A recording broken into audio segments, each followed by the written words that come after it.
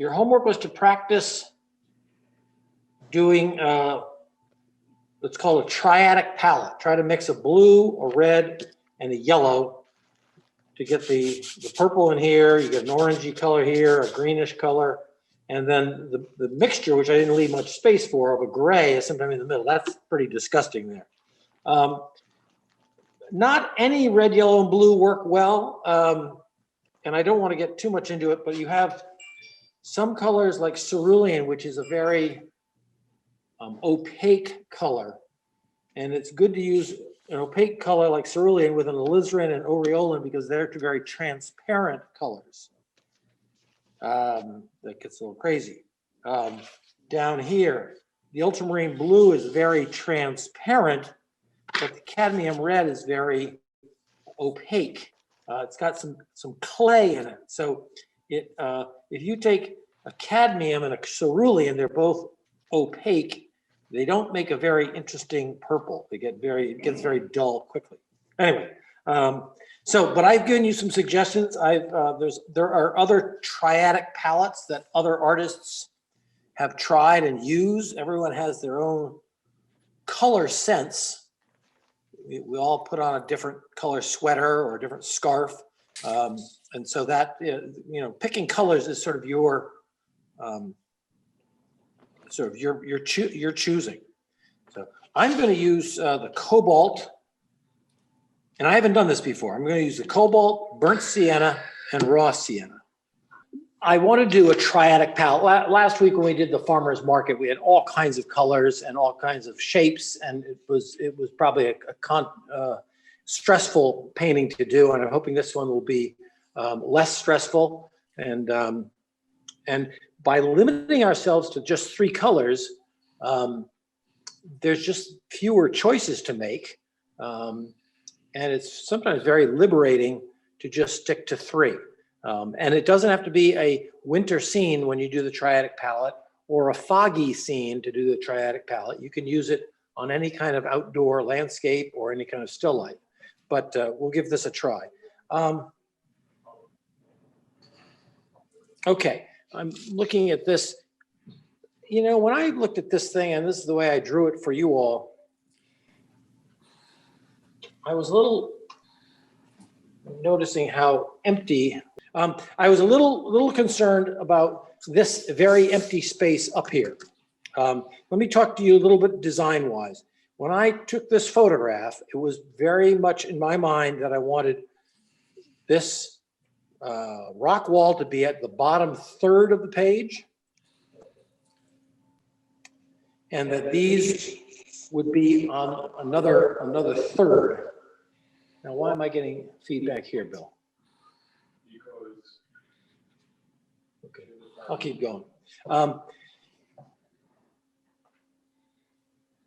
And I should have.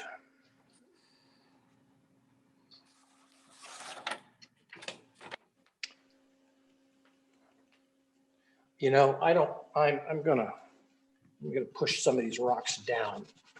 I'm frustrated. I want this scene to go.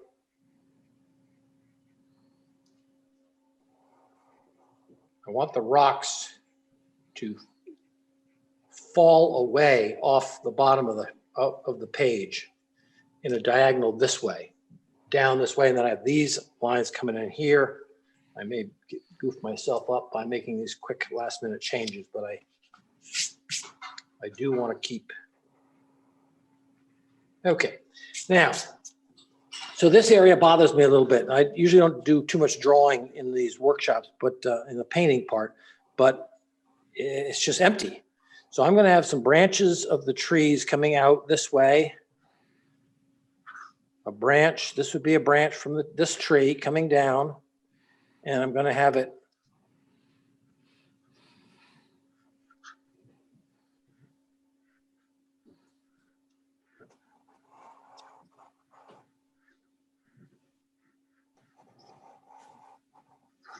I'm going to make it a little bit thicker up here. And I may have a smaller one up there. And just so that I don't make this look too lonely over here, I'm going to swing a branch around like this and come in from behind here.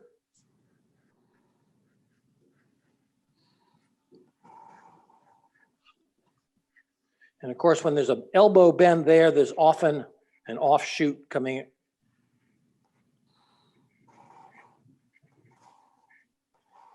So this will go in behind here, come out on the other side. And let me tell you my thinking. I want to bring your eye around to this area, a little bit off center to the left. And by using these branch lines, they're going to come around pushing us this way. I may try to, this one I'm going to,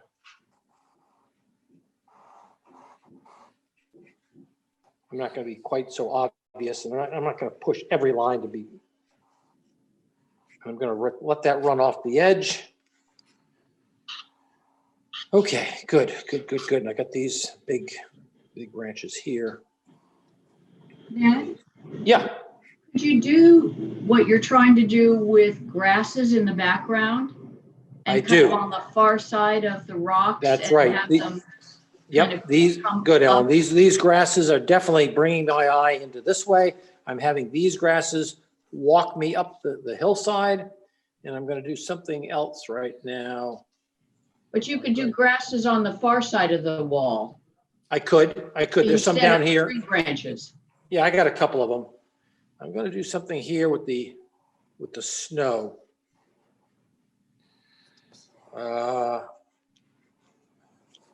And you're going to see this later on. I'm going to put like some, well, it's not going to be human footsteps, but it could be a fox.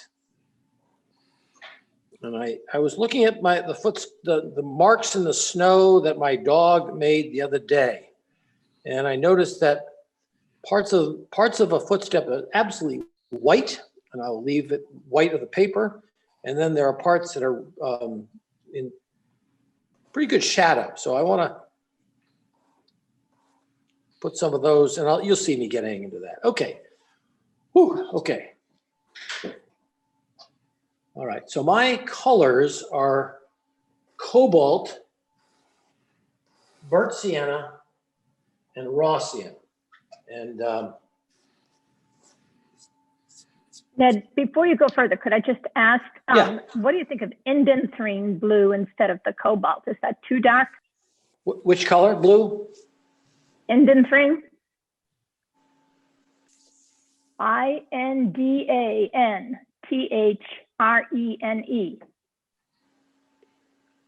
Boy, I don't know that blue at all. Oh, okay. It's a Winsor Newton. It's a very dark blue. I was torn between that and the cobalt. But sorry, go ahead. Yeah, that's all right. That's all right. Ned, Give it a try. Yeah. Jennifer? Ned, I only have cerulean and ultramarine. Yeah. So you can use either one as your blue. If you're using ultramarine, use alizarin and raw sienna. That makes a nice triadic. Raw sienna. Yeah. I only have Cambion and Cambro. Yeah. Use the new gamboge. New Gamboge. Yeah. And raw sienna and the aquamarine. The ultramarine and the new gamboge and an alizarin crimson would be your red. Oh, Well, pick another. oh yeah, I do have that actually. Red. Huh. All right, now here we go with sky. So if this works out, give me about 9 minutes to paint the water. I'm sorry, Water. Yeah, go ahead. what colors you're using? I'm using cobalt, raw sienna, and burnt sienna. Okay, so I am painting pure water. I'm going around my sap buckets, because I want to keep them a different color. Pulling this color down.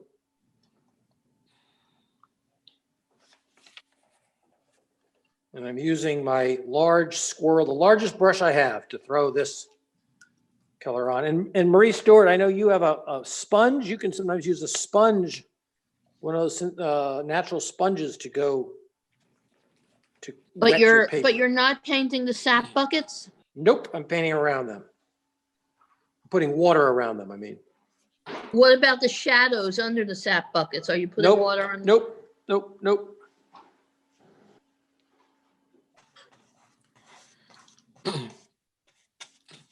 So you're just doing the background. I'm just doing the background. Yep.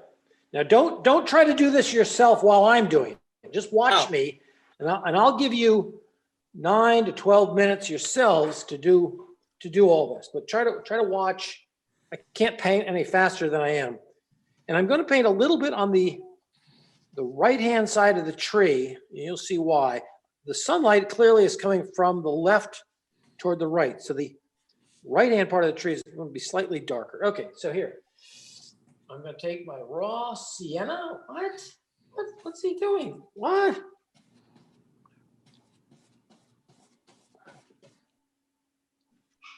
I'm going to give I really don't like a sky to just be blue. So I'm going to give a sense of clouds, but you can't put white in there. Okay.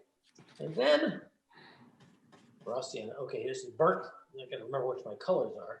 Burnt sienna I'm allowed. Come on, this is sticky. Get it out there. Oh boy, look at that. This is fresh color. You don't want to have dry color here. And I'm going to put some burnt sienna down near the bottom here. And I'm even going to go over some of the rocks. And I'm going to go over some of these rocks here. So you brought the water all the way down to the rocks? Well, nope, I didn't, but I just decided I was going to paint this color into the rocks. I'm making decisions as I go. Okay, now before this sky sets up, I still have water up there. I'm going to get my cobalt blue. I've only got three colors, so there aren't too many choices here. Here goes the cobalt.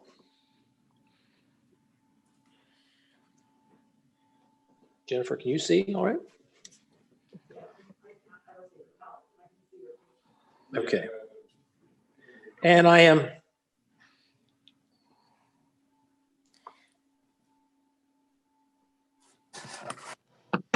bringing this down. I don't quite want to go into all those yellows. I'm going to pretend those yellows are clouds.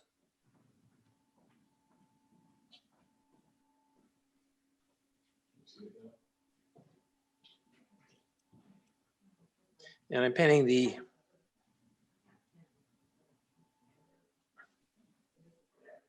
Did you put water on the trees other than the bucket? just on the right-hand side of them.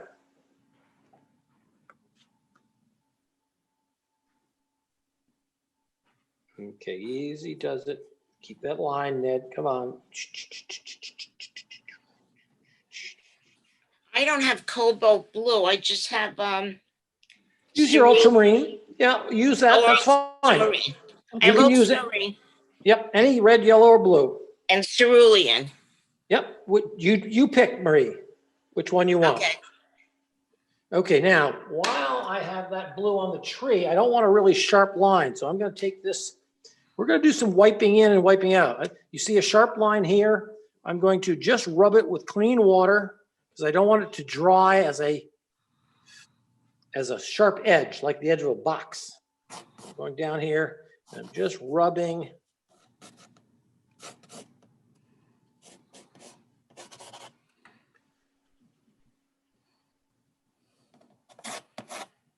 I'll take that blue up into there.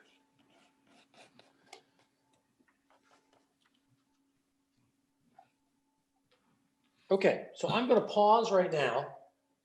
Now, again, you don't have to do exactly what I'm doing, but I did want to give a sense of some distant clouds, but I don't want the clouds to be absolutely white. So I've made them the yellow. The only yellow I'm allowed today is the raw sienna. and I keep it fairly pale. I've got a little bit of burnt sienna right at the bottom. Can I still put a little more down there? Just to give it sort of that morning glow. Take a little bit of cobalt and throw a little bit more stronger cobalt up here. Since the light is coming from this side, the side furthest from the light is going to be a little bit darker. So, okay, so I'm going to take a break now and let you guys throw a little bit of red, yellow, blue onto a section of paper that's already been pre-wet. Right?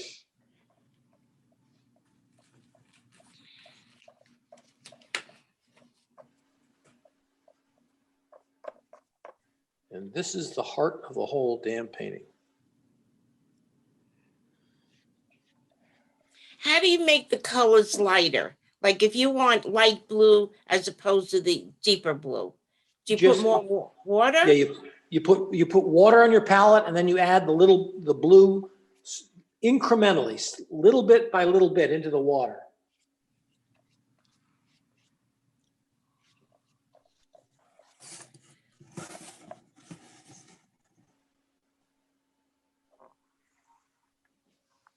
I'm going to wipe down my palette.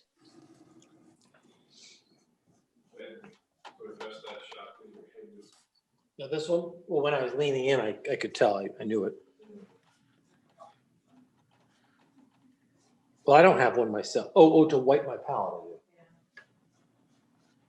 Well, you can use your paper towels too.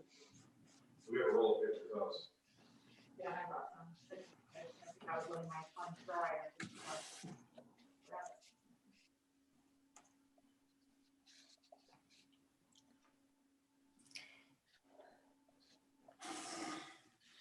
So everything but the buckets and the trees in the upper end gets water.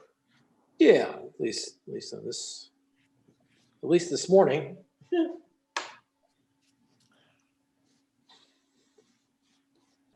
What color did you make the trees on the right sides of the trees? Well, I only got 3 colors anyway. But I guess the burnt sienna?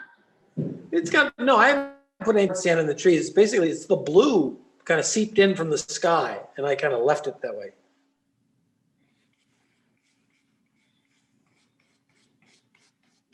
Yeah. And what about the rocks? I have a little bit of that burnt sienna. My red is on the rocks. I noticed the top part of the sky is darker. Is that Yeah, I added a little bit of extra blue up on that upper right corner, just so that it wasn't going to be the same blue from left to right.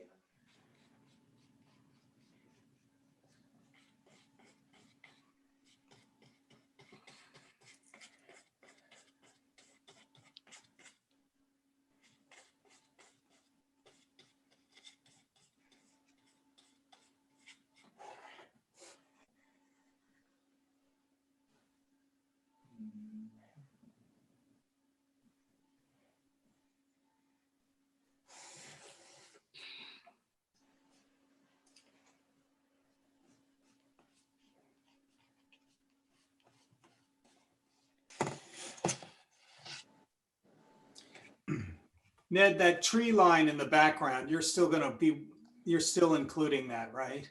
I stepped out for my complimentary cup of coffee, so I'm sorry. You're not allowed to do that, Dan. Well, Alan purchased coffee at the bakery next door, Woody, for everybody sitting here, so we're doing very well. I'm jealous. Ned, that tree line in the back left, we're still Yeah. working with that, right? Yeah, I haven't done anything about that. Got it. Thank you. The tree line in the back doesn't have a color on it? Well, I've got the sky color came down into it a little Oh, bit. okay. Okay, while you're finishing up, I'll say a few things. Then I'm going to start in a little bit on some snow shadows. Let me mention warm and cool. Warm colors, cool colors. The warm colors are your reds and yellows, oranges, and your cool colors are blues, sometimes purples. They are colors that seem to recede. If you think of distant hills. In the atmosphere, a green hillside will actually look blue toward the horizon because there are water droplets in the air that affect the color. And when we're painting, we want to have some contrast of warms and cools to create some interest, create some dynamism. But in a winter painting, the cools should dominate. So my blues will dominate here, but I don't, if you look at the photograph, the rocks are almost the same color as the tree. And the tree isn't too different from the sap buckets, and there's not much color at all there. So we're going to inject some color into this neutral landscape. We'll be playing up the warms and cools. Okay, so I'm going to take one of my large kind of squirrel mops, and I'm going to paint over areas that I'm going to call the snow shadows. And I'm going to go around some of my footprints. So I'm leaving these couple little holes here. And it's just pure water. Now you guys should be watching me, and you can get back to your rock walls later, but keep an eye on this. It's hard to watch, yeah, great. Watching you paint pure water, that's not really exciting, but I am going around my, all right, now I'm using, okay. Woo. Okay, so I'm going to You take a said you little were bit of going the, around, you said you were going around something in the bottom? yeah, footprints. Oh, okay. You'll see that in a minute. So I'm going to take my little bit of cobalt blue. I have that over on this side of my palette. I've got burnt sienna over here. I'm going to try to get toward a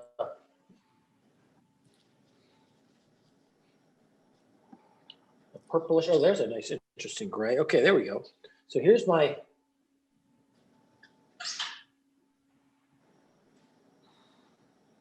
I'm just, it's nice that my palette is at an angle because the water kind of puddles and starts to go down.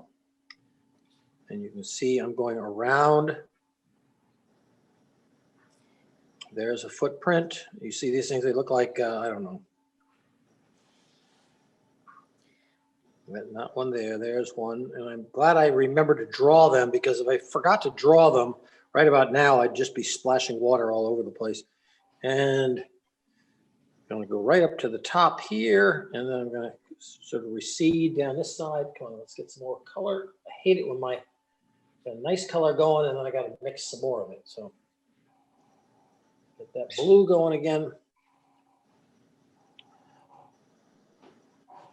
Ooh, that's kind of bright.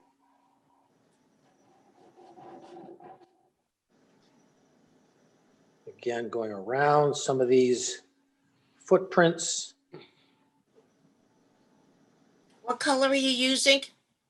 The blue and red.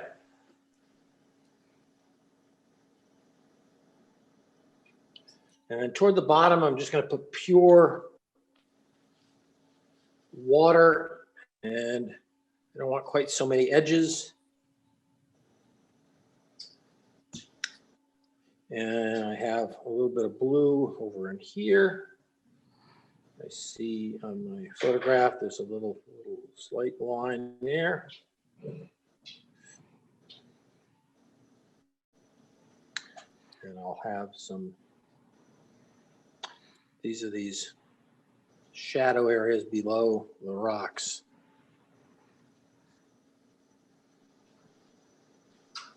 Is it more blue or red? More blue, definitely more blue. So you want to keep that cool feeling. So in this case, that would be the raw sienna with the cobalt blue when you're. No, not raw sienna. That's your yellow, burnt sienna. Okay. I knew that. I was testing you. messing with me, Woody. All right. While I did the snow shadows pretty quickly, I want to get into these rocks for a minute. So you stay with me and watch. I'm going to take a little bit of yellow, a little bit of red, a little bit of blue, And I'm going to start throwing some tones on these rocks. And some rocks are going to be yellow. That's just the way the geology works. Some are going to be sort of a reddish color. What colors for the rocks?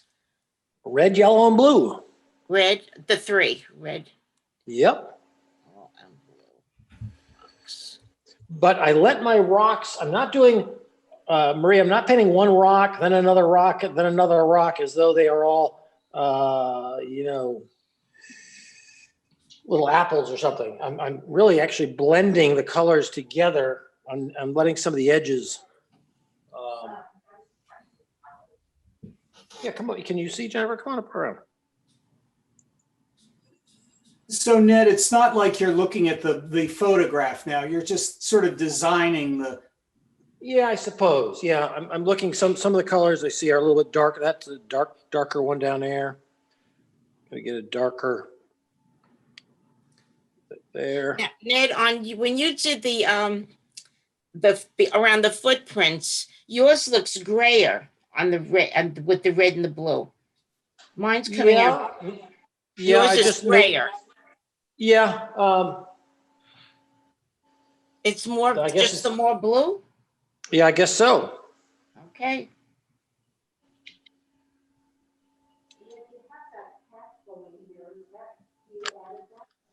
The who what?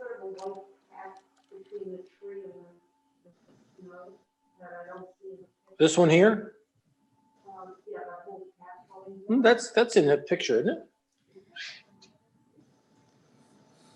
So rocks that are red, yellow, and as soon as you get too much red, then put in some yellow. As soon as you get too much yellow, put in some blue. And so you will be getting a little bit, you'll be injecting some color into these rocks.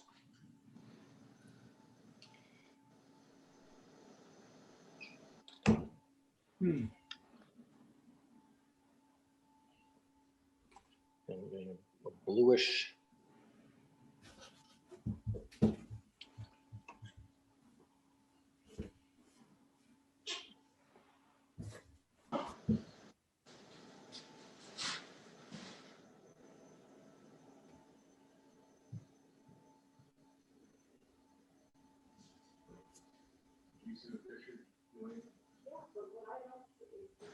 Yeah, that's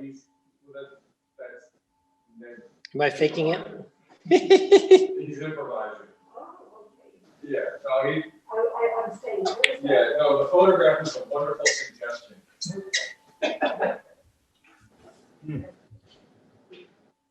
Correct me if I'm wrong. No, you're fine. Yeah. All right. Yeah, no.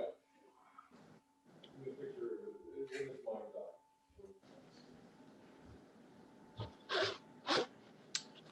Oh, what's down here? Is this another rock? Yeah, it is. I forgot there's some rocks way down here. Put a few of them down there.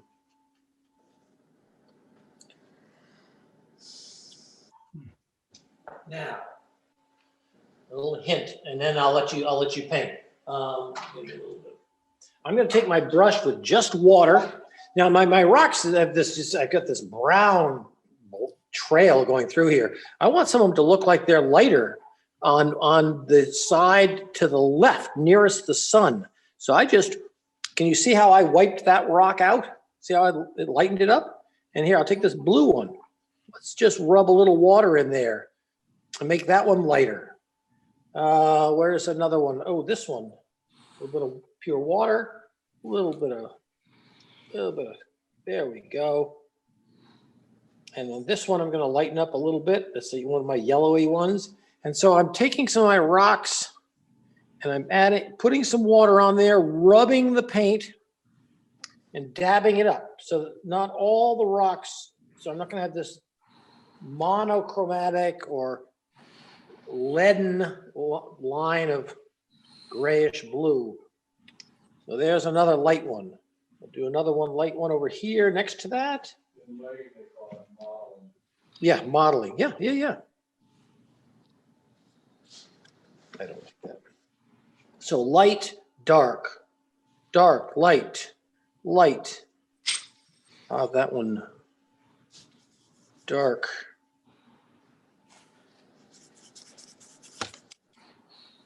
Okay, so we should have some.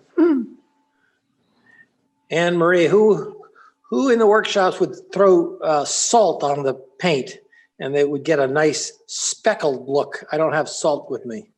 Oh, You could, I forget who did that, but I remember doing it. you could. I think Ann House did that sometimes in sand. You could throw some salt on the. Yeah. You could throw some salt on the. On the surface, and it would make this kind of speckled look. Yeah, you got to use the large grain salt. Yep, the coarse salt. Yep. Yeah.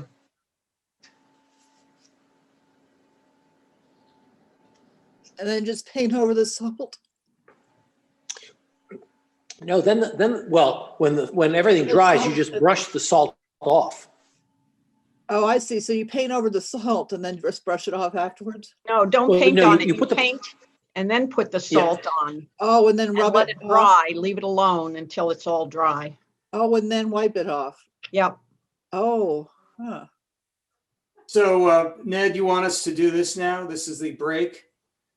Yeah, this is time for you to paint. Yep. So work on the snow shadows, and then I'll add some color into your rocks. Thank you.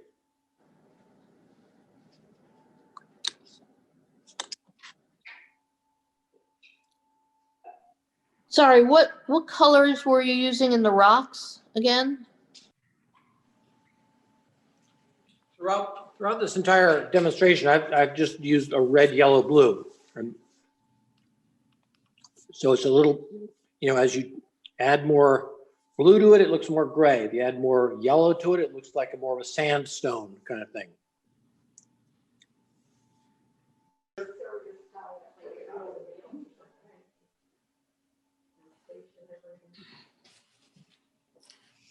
My gray is coming. It doesn't look gray. It looks more light purple than the gray.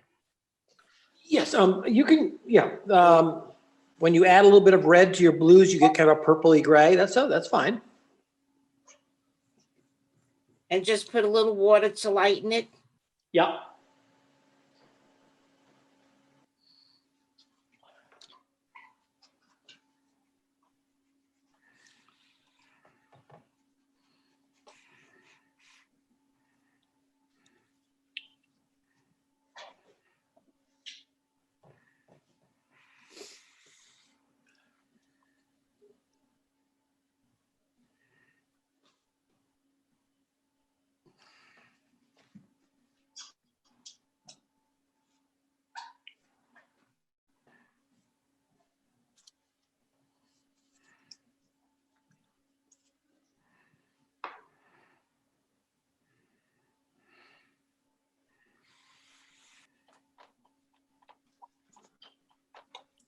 All right, I'm sort of ready to resume, get back to the painting. You want to give your painting, your color, your rock colors a chance to maybe dry a little bit because they're probably kind of wet. And you can't do too much more. You can wipe out a little bit, but you don't want to add too much more when it's soaking wet because it'll just sort of blur all over the place.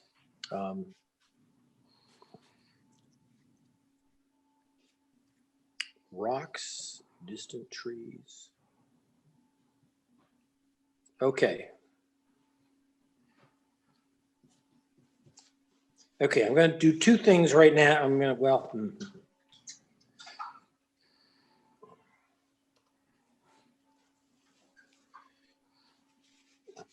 All right, I'm going to work on this distant. I decided to put in some trees in the back here because this composition goes down to the left, and I wanted something here to bring us back in, so we don't kind of slide off. There are too many lines kind of making us slide off the edge of this the snow, making us slide off the edge of the page, and that makes your eye just wander right out of the picture. So I'm going to Get my, you guys aren't, no one's paying attention. They're all painting away. Okay, I've got a little bit of burnt sienna, and it's too bright by itself, but I'm going to throw this. This will be the distant trees. I got to get a little more blue in there.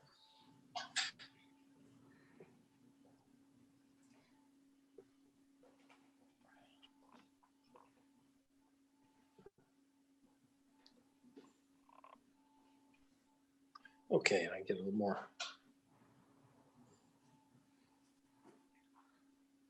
There's a tree up there. Here's another tree up there, smaller, and it's going to go down around the rocks. And a little bit, as the trees go down, they're going to get a little bluer, a little darker. So the blue is my darker color. And I'll go around.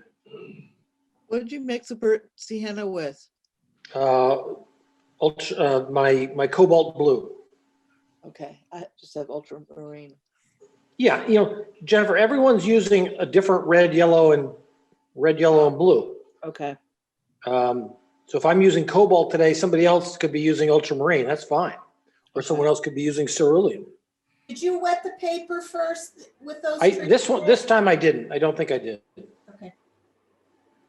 Okay, so that I'm going to leave that. I'm just going to leave it. I get a little bit more. I like that reddish tone in there. So I'm going to put a little bit more in there and let it sit. Okay, now what did I say I was going to do next? Sap buckets. All right, we ready? These are the stars of the show. Blue, and if you're looking at my palette, blue, yellow, and the ultramarine, burnt sienna. That blue and the yellow made too much of a green, so I'm going to go with this.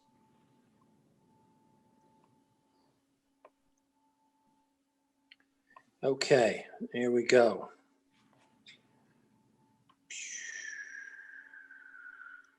I'm going to paint one tone over even the shadow areas.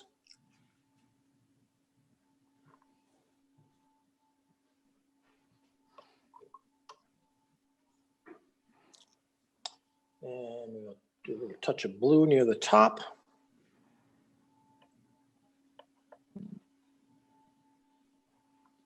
That last cup of coffee has got me the jitters. All right. Now I left the cap white on that one.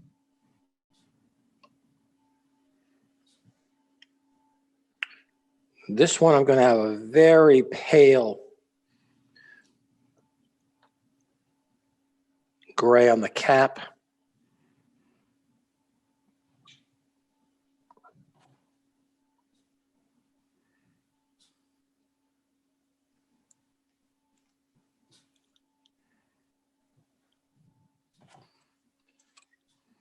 Okay. I think I'm going to have this cap be white, so I'll leave that there.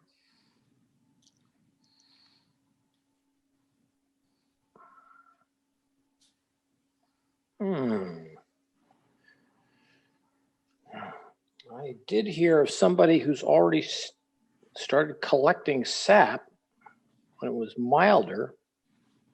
And now that it's gotten really cold, the sap isn't running during the days. So the sap was running for a while and then it kind of pooped out. But it'll start up again. Okay, I'm going to get this one a little more blue in this one. Now, is this cap going to be white? Yeah, I think it will.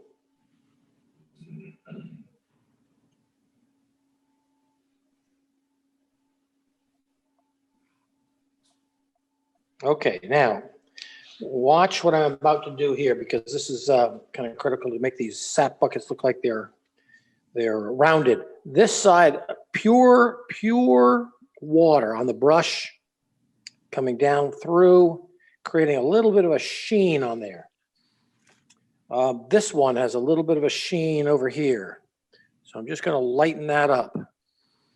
You want these buckets, they don't want to look like one tone all the way across. I'm using my brush, the water, to just pick up some of the color so that you have a little bit of a white shine. You see that in the photograph. These definitely have a shiny side. The side almost closest to us is shiny. This one has a nice, there we go. What color are the buckets? Gray. A combination of red, yellow, and blue. I think The I red, have mostly the red and blue to create that gray color. If I put too much yellow in it, it starts to look green. I didn't like that. Well, it's the opposite. Right. All right. I'm going to do one more thing now with the rocks because they're still a little bit damp, but this is a good time for me to put in some color. Oops. I just dipped into my ultramarine out of reflex. Cobalt. Okay.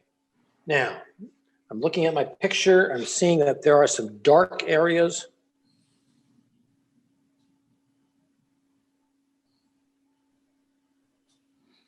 Take a look up here because this is how the rocks start to look like they're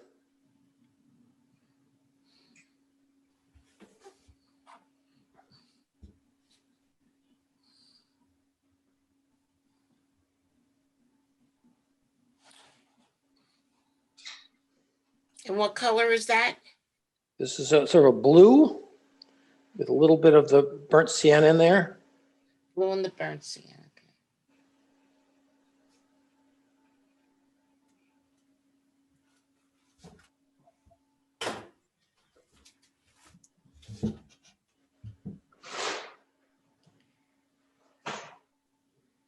Now the rocks are rounded, so all right.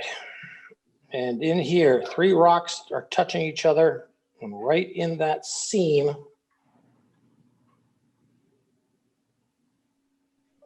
we have these little triangular spaces, these little chips.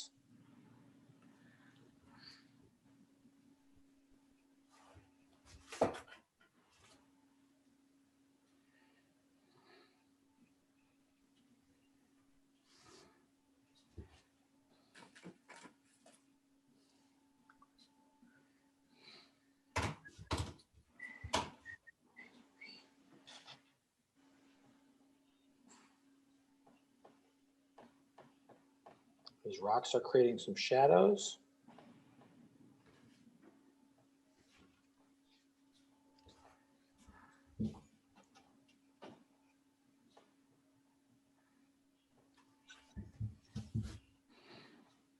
And this nice yellow rock is going to have a dark tone behind it and make it stand out even more than it does. This is the tree is creating a shadow up against it. Okay, and then we'll do some little lines here.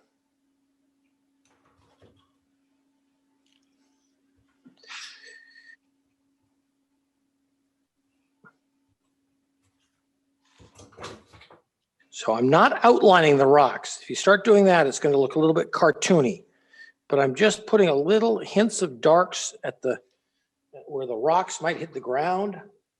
Sometimes you can look at the photograph and you can see how that all works.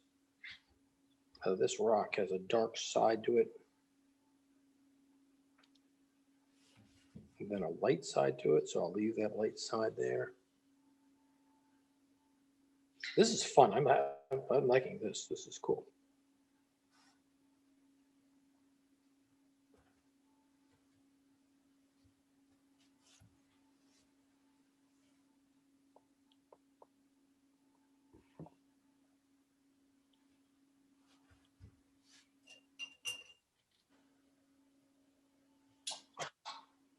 Sometimes I'm changing this dark color to add a little bit more burnt sienna to it.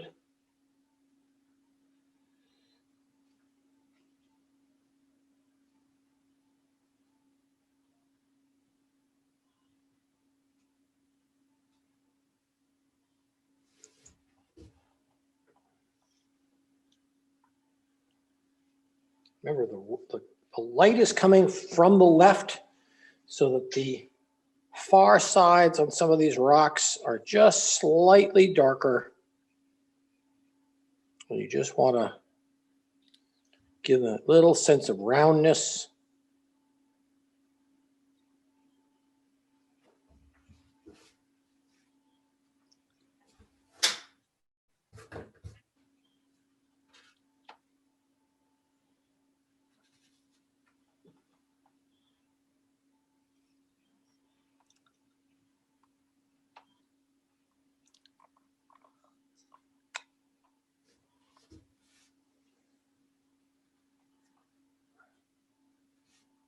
Okay, I'm gonna pause here. We've done the distant trees and little the sap buckets, distant trees, and then a little bit of accents on the rock. So let you get back to work on your paintings.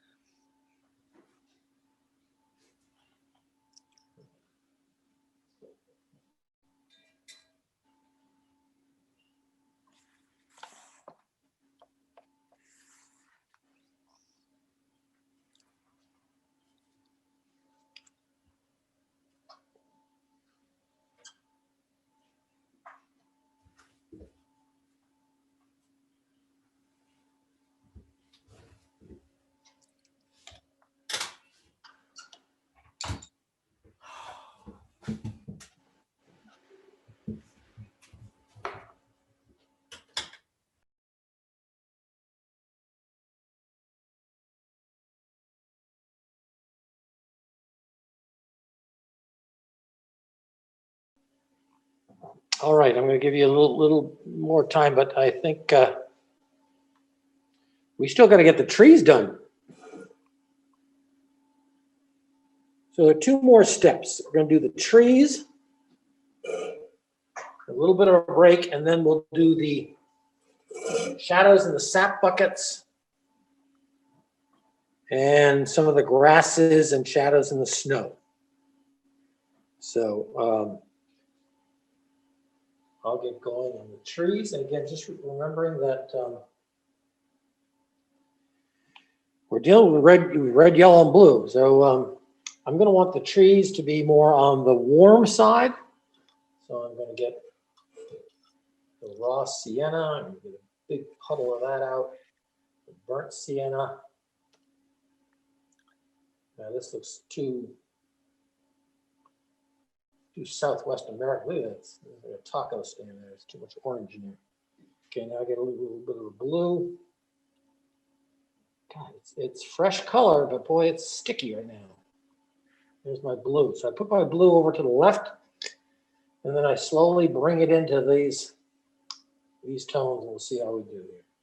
All right, here we go. Oh gosh, let's get a little bit more. I don't want to start in on this and not have enough color. Okay, there's the raw sienna, burnt umber, and anytime I need blue, I can pull some in. All right, here we go. We'll start with this big one here.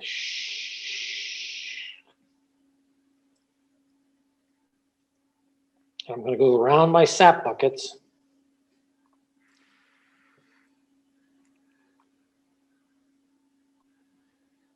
This could be a little tricky. I've got the big brush here.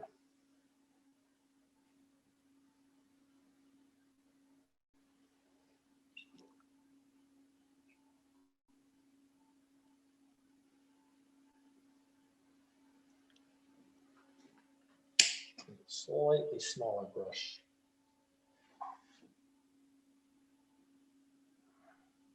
But still, I want to be able to pull that color down.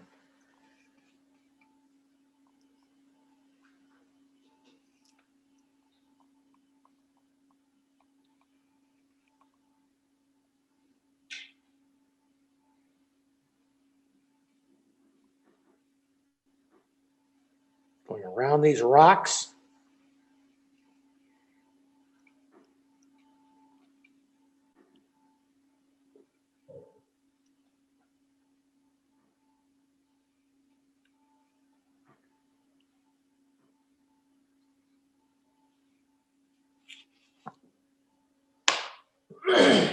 Similar color here.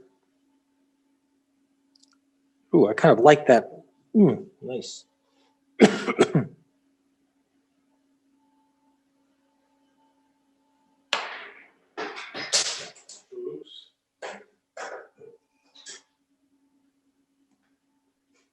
So again, you're saying a little more yellow with the blue on these. Yeah, yellow and red I have mostly. Yellow and red. Yeah, it's pretty orangey. Now you see this dry brush look? I kind of like that for the texture of the bark, so I'm going to leave some of those little speckles. I'm not going to worry about going over them.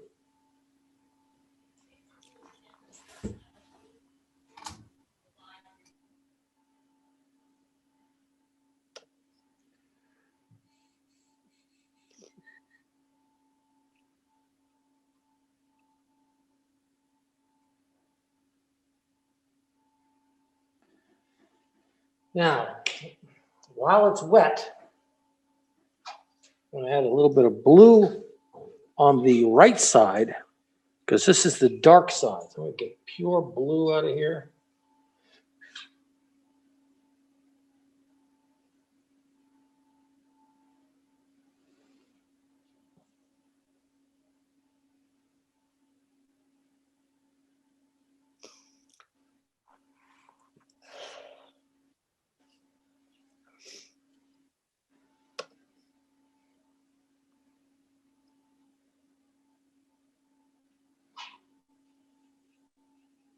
I'm putting a few lines of the tree trunk.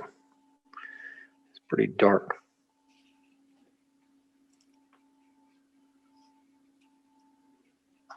Pure blue on here. While it's still wet, take a look at what's happening here. This blue is making this tree trunk look dark. On the right side, I'm going to put a few lines in here. This is the tree bark. Let's get some more blue.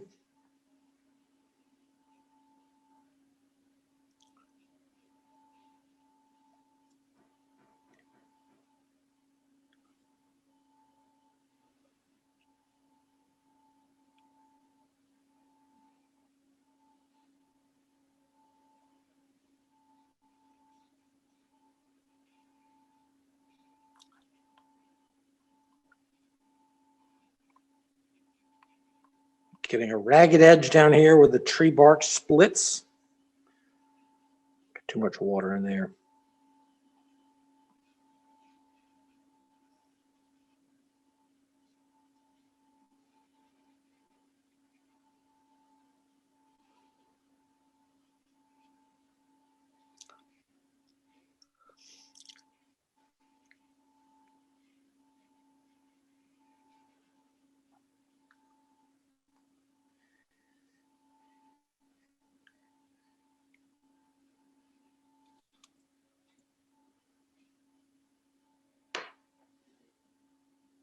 Oh, and I have the tree branches that are coming in from above. I gotta get them in, right?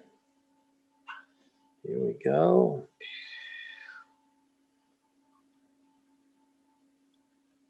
Don't make them too straight. And I twist my brush. So I get tighter. Get a sharper.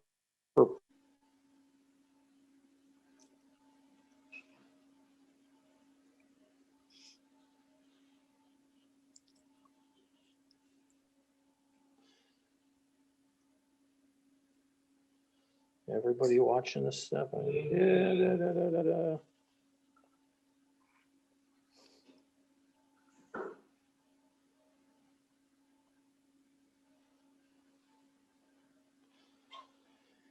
this is the one that comes around the corner here. Let me get this back in line here.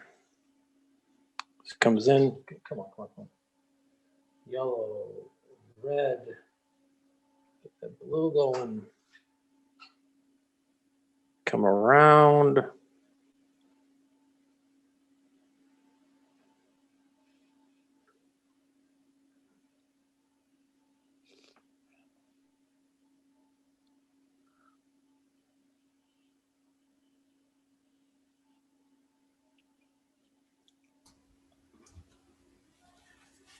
I'm blown away, but only you could bring that off. What are you talking about? No, I mean, it's amazing. Let me give you a little tip, Woody. If I'm going to do a branch, then let me do it over here. Big branch coming out. Okay, and if I'm going to do some more little branches, I start way up at the beginning. Yeah. I come down and then go out.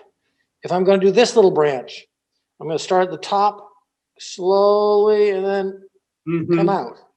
Because as I finish my brush, it's picking up and it's getting smaller, thinner. So if I'm going to do that, I want to get more of a line there. I get way back here and flick it. Start up here, come down. So don't start the brush right on the branch. Start it in the, or don't start it on the twig, start it on the whole branch.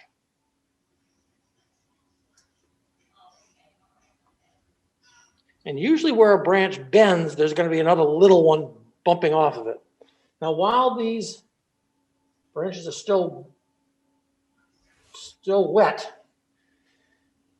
I'm going to put a little bit of blue on the underside of this branch. Ooh, to give it a little bit of three-dimensionality, otherwise it looks a little bit flat. But then on this, it's on the right side of the branch. The underside of that branch. See how the branches are looking more 3D? As I put the second color on there.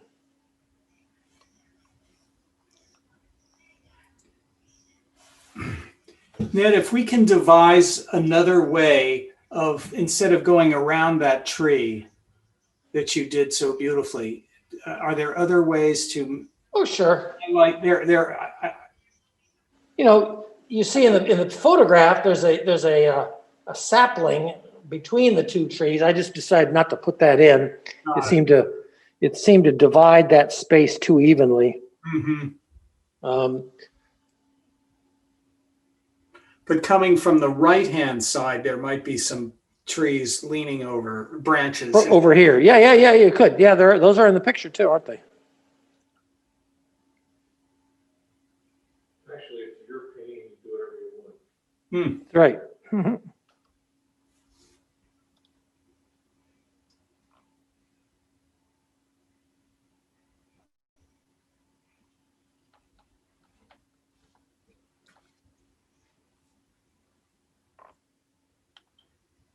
Okay, so that's my branches. That's my trees and branches. Keep the trees on the kind of warmer color.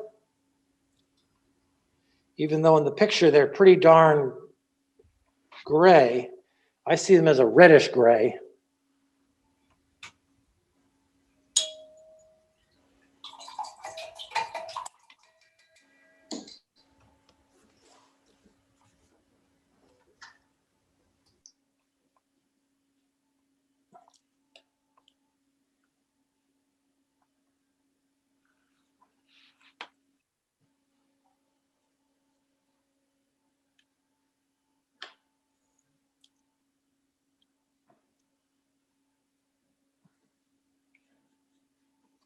And this is for Maria Stewart. If the tree is slightly dry, you could try scratching in some bark marks if you want. I think this is way too.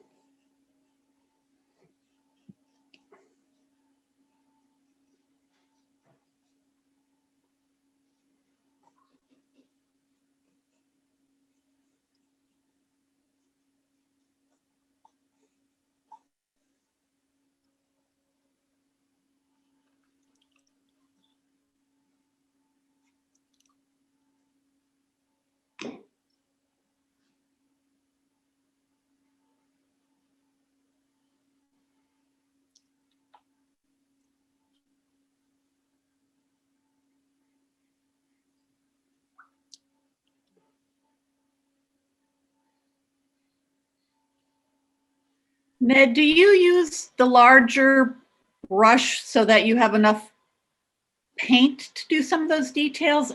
I'm looking at you do those small branches with a large brush, and my instinct would be to use a smaller one, but I realize you get the paint all the way through the end.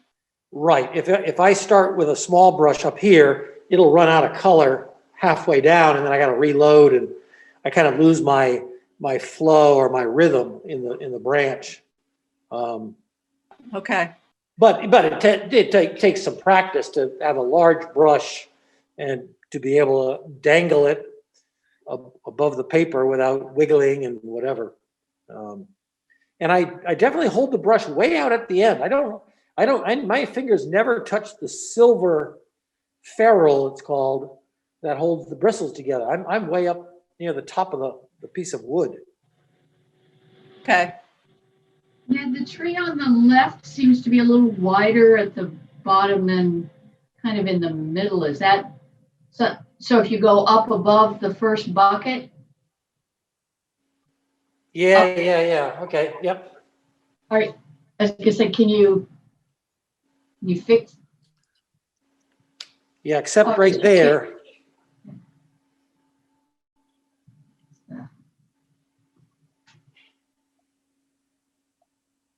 Yeah, I see what you mean.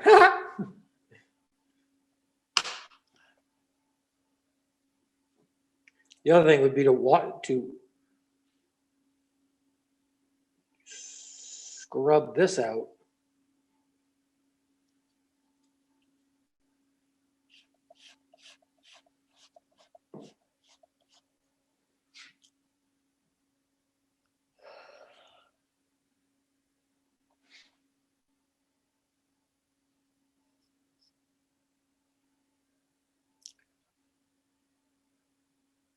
So Carol, I've narrowed it at the bottom rather than widening it at the top.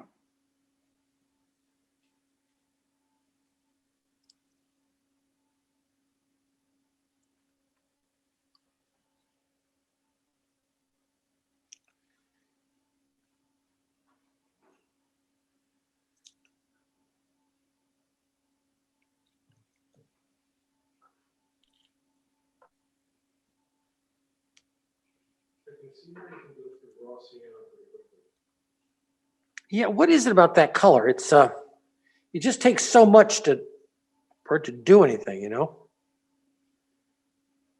Well, it finds its way into a lot of things too. Like it gets contaminated.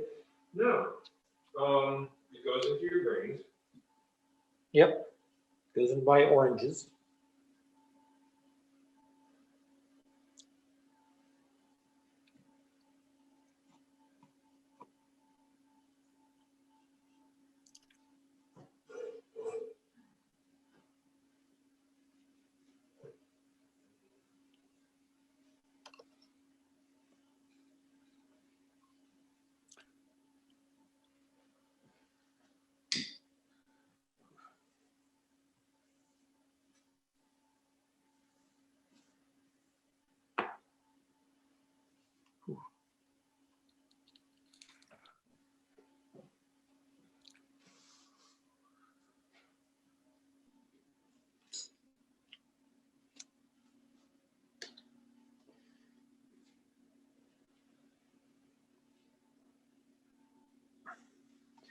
Well, I'm kind of mindful of to stay on track, but maybe no one's got anything to rush off to, but I don't want to just keep fussing around. So the last steps are, it's the dessert. It can be the most fun part. It can also be the part where you really goof things up right at the end. And that's a little annoying if you have a nice painting and then right at the end you make a mark that you wish you didn't. And sometimes after if I'm outside painting and I get kind of a little mentally weary after an hour and a half or two, and I start doing dumb mistakes with my brush without thinking. But I'm going to attack the darks in the buckets first, and then I'm going to get into these grasses down here, and then a little bit of shadows on the footsteps in the snow. So let me start with the buckets. I'm going to use a middle-sized brush, still fairly large, I suppose. I'm going to go in with the blue. I'm going to get a big clump of blue off to one side. I'm going to get a big clump of burnt sienna over there. And I'm going to get the yellow off. So I can dip into any one of them. Okay, so I'm going to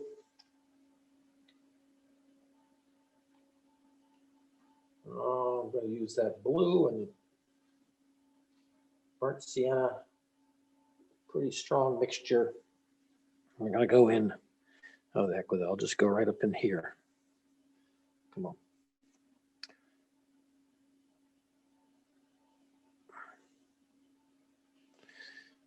This is my shadow.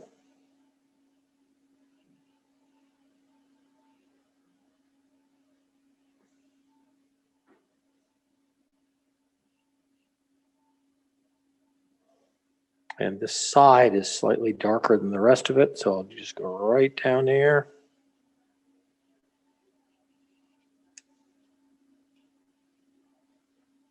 We'll put a pure water to soften that edge. Okay, here's one bucket. Let's knock off another one.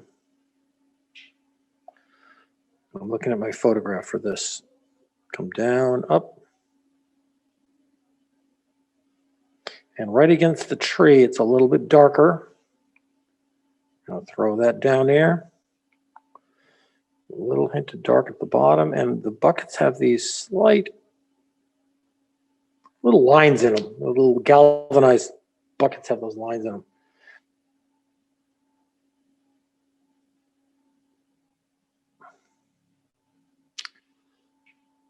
Okay.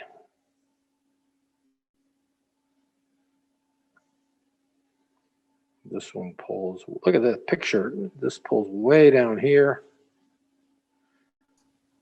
And this is your blue and more blue and red in this one. Yeah, more blue and red. Yep.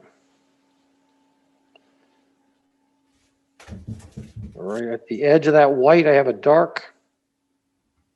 And I have a little bit of that smile there. I'll take a little bit more blue right against the can itself, against the tree. I'm going to put some shadow underneath it.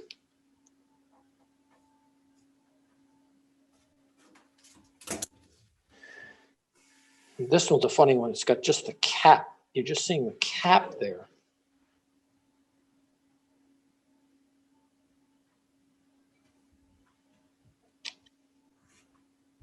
A little bit of shadow on the side, right against the tree, a little bit of a dark.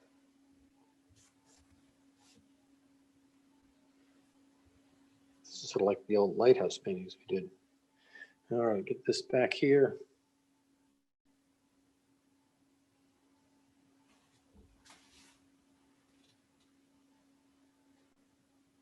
There's a shadow that comes down and up. And then a real strong shadow on the tree. This one comes down, comes in. Let's get some more color here. Let's get some more of that.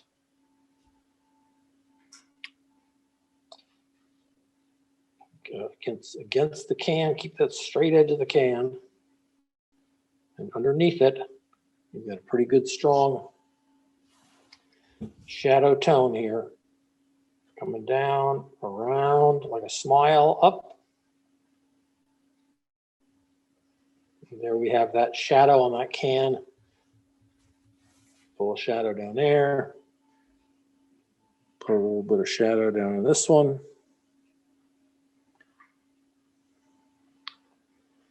All right, now we got those. I'm going to come back. A couple things I'm going to do on those cans. Maybe right at the right at the top of this one, I'm going to put a light blush of gray right at the very top, so it stands out against the sky. I'm going to leave that one white. I think I'm going to leave that one white also. Okay, now for the grasses. Ooh. I'm going to pull a dirty trick. I've got a what's called a rigger. It's a very long, narrow brush. It's really hard to control. I've just added it to my brushes, but I don't use it very often. I'm going to give it a try in front of you guys. I'm going to take this rigger here, and I'm going to just throw, there's some grasses, and we'll get some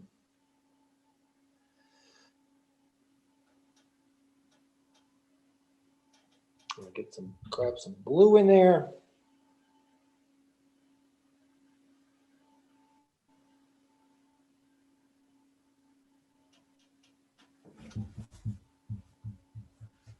And we have some more grasses in here.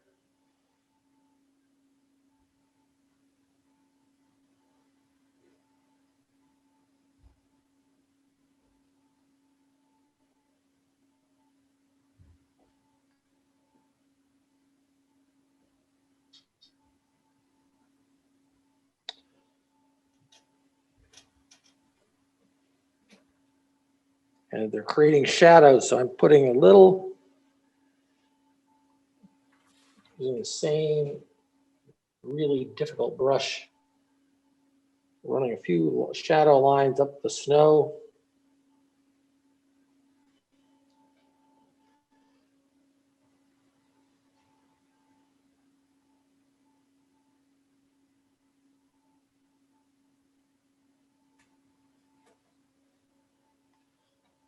Blue down here. And some more of this.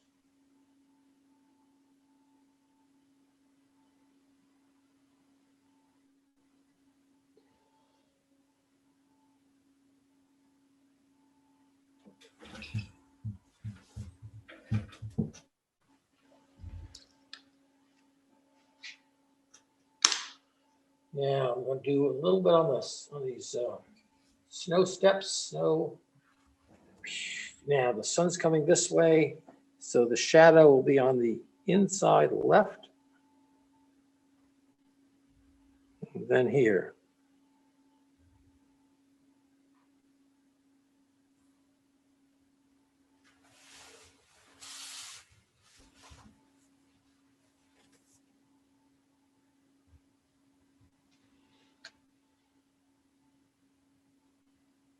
Inside left, just watch these little footprints start to look a little more three-dimensional. The sun's coming from this side, so the inside left of the white section and the bottom edge are in shadow.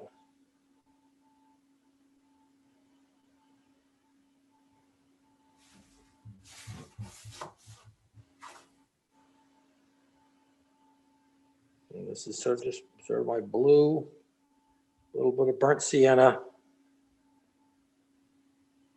And I have these little track marks here. I want to look at these two.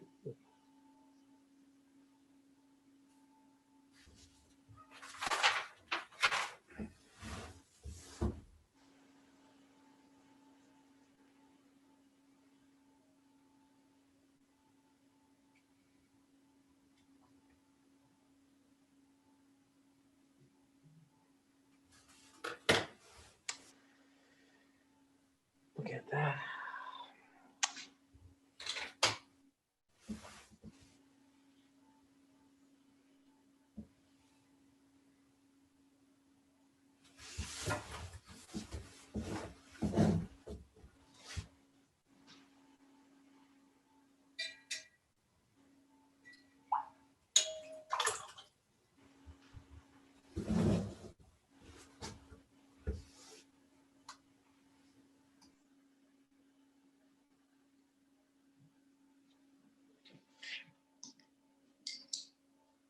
Okay, basically, Done. Take a little bit of blue.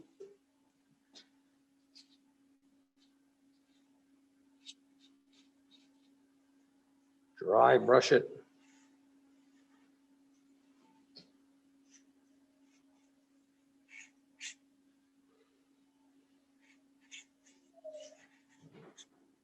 What was that sound?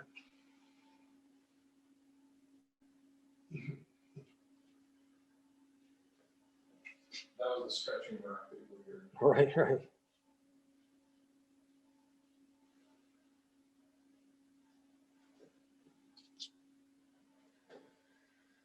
Okay, and with the last little marks, I'll let you finish up. Now, I just want to point out, when I started, I knew that my focal point was going to be in here. To kind of catch your eye, I want these branches to come around, and these grasses are leading us into this space. So the little marks and flicks are not thoughtless. They are, and the tracks in the snow are kind of leading up into this area. So it was my intention to try to use the design of the of this scene, or to alter the design of the scene to move your eye into this cluster of sap buckets. And the sap buckets have the lightest light, in that the white cap is there, and the darkest dark. I may add just a little bit more dark under here. And the darkest dark. Watch this. Look how this dark makes this thing pop. And right in there, a little bit of dark. And right under there. So the buckets really have three colors. The very dark, almost black. I have a white and then a couple different grays inside. So maybe almost four colors. So see how those darks really bring your eye back up here? Lightest light, darkest dark. Warm over here, cool over here. So you have this contrast that catches your eye, all right? And the placement is slightly off center. The grouping of 5 is intentional also. The rocks are a nice foil, kind of leading you down. But the snow kind of brings you in. Anyway, these are all things that I was thinking of when I was painting, and I wanted to make you know that this wasn't just haphazard, and I'm not just copying a photograph. I'm trying to make some design changes to make it more interesting. So there you go. I will have next week we will be doing a floral still life, and I'm going to send you a video on color mixing, because we will be looking at bright, beautiful Ultramarine lilies next week. So we'll get away from this cold snow feeling. But today, outside here, we got a raging storm. That's for darn sure. All right. Did these get too bright? It's not up. The snow isn't up here yet. You haven't got snow yet? No, Wow. It's coming. But I don't think we're getting as much as you guys. Yeah, maybe not. You're supposed to get it around 11 o'clock, but we passed that time. And any of you that want to unmute and ask questions, please do. I think everybody's just sort of finishing up. You can never stop noodling, you know, one more branch, one more piece of grass, one more line in the rocks, and that you can do that on your own time, or step away from it and come back to it. So Ned, could you have opted for the bucket that's on the tree on the left, kind of the middle of the 5 buckets? Could you, the one that's up, oh no, the one that's kind of up and to the right of that one. This one? No, yes, that one. Could you have opted for that to be your wider top versus the bucket? Because the bucket you picked is kind of right smack in the middle of the painting. I know. Yeah, I know that. Yep, I agree. And that's why I left this one also white, so that this wouldn't be the only one. Right. And I got 2 whites over here. So you can switch that around depending upon where it is in your painting. Yeah, I know it. Okay. Snowing on Cape Cod. Yeah. How you gonna have? Well, we've got a full moon. You're gonna have high tides there too. Yes, wasn't as bad yes. Yeah, you're The gonna moon's really bright, wakes you up in the middle of the night. nor'easter up there. My mom's in Providence. She's getting it. Yeah, I think the vineyard Snowing is on gonna have Martha's problems Vineyard. with flooding. What's that? Is It's that Bobby? snowing- excuse me, it's snowing on Martha's Vineyard. Are you on the vineyard right now, Jean? Yes. Yeah. Yeah, I heard that, if the high tides and the storm will make 5 Corners could be flooding again. That wouldn't be a surprise at all, would it? No, I guess not.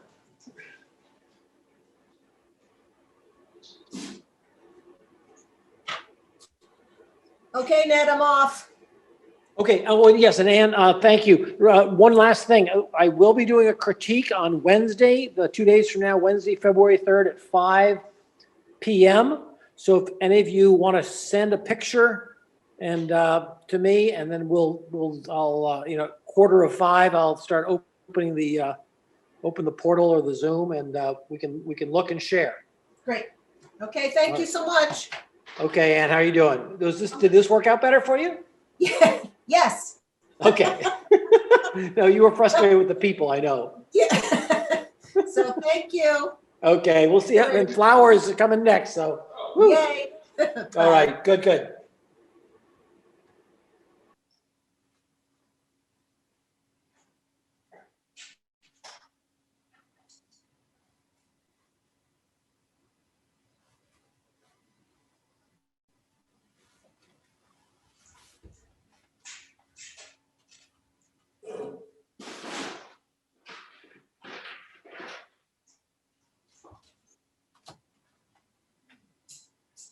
So did Marie make it? On Zoom, okay. I thought I heard her voice. Yeah, she's on.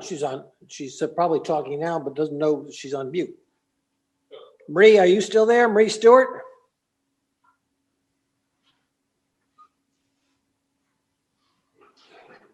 Hey, Ned, I'm going to send you a photograph of my painting for tips before Wednesday. That's fine. No problem. And Ellen, Okay, thank you great. for the coffees. A couple of us have gotten them. I'm not sure. We didn't, 2 people, Marie Stewart didn't come in and Susan Leone didn't come in. They usually are in. It seemed like a good day for a hot chocolate or a coffee or whatever it is for those brave souls who made it.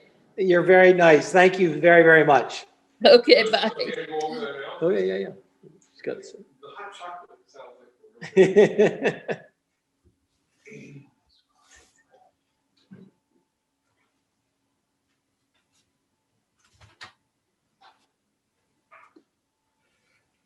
Are you finished with your painting now, Ned? I think I am, yeah. Should we turn off the recording thing? Well, that's when it starts to matriculate. So when you're ready. Yeah, I think I'm going to stop the recording. Ned, are you going Yeah. to send a recording of this? Yes, it takes a couple of days for Bill to do the editing, but when he gets it to me, I'll get it to you, Roberta. Okay, thank you. Yep. I'll get it to everybody. Thank you, Ned. Sure, Suzanne. Thanks, Ned. Okay, Casey. Look forward to Ned, seeing your thank- piece. Thanks so much, Ned. You're very welcome. Very welcome. Thank you, Ned. It's Amy Butler. Are you going to send a photograph of the painting as well? Yes, I'll try to remember to do that today. I may fuss around with it for a little bit, but I'll get Yeah. that out and in the video also, and the Zoom invitation for a critique. Okay. Thank you so much. It was a wonderful class. Good. Oh, I'm glad you enjoyed it. Great. I'm going to sign off. Thank you, Ned. Bye. See you Wednesday. Okay, Wednesday. Ned, did you give the shadows on the tree, the bluer, did you give them a little wash too, like the lighthouse kind of thing? What do you mean? Did I do a wash? After you put the blue and red shadows on this right side of the tree, Did you kind of like soften them with water? No, I don't think I did. Thank you, Ned. You always can. Okay, Roberta. All right, thank you. I'll turn off when you do. I'm still working. It's amazing how different the painting looks in the close-up from the two-shot. It's really something. Yeah. Well, hey, Woody, are you still there? Yeah, oh yeah. Okay, so here is the painting I did with ultramarine and alizarin and aureolin. Wow. And then I tried one with phthalo blue, which I almost never do. And I did this one. And that's got cadmium red, which is kind of a bright. You know, I was trying to experiment with these darn tricolor things too.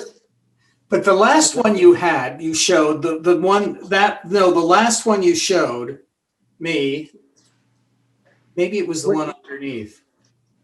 Well, which one are you talking about?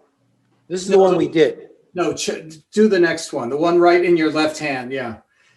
There's something I like about that. It's sort of, I don't know, and then sort then of. I was a little annoyed that these branches were all leading out of the page. That's why today I had them turning back in, you know.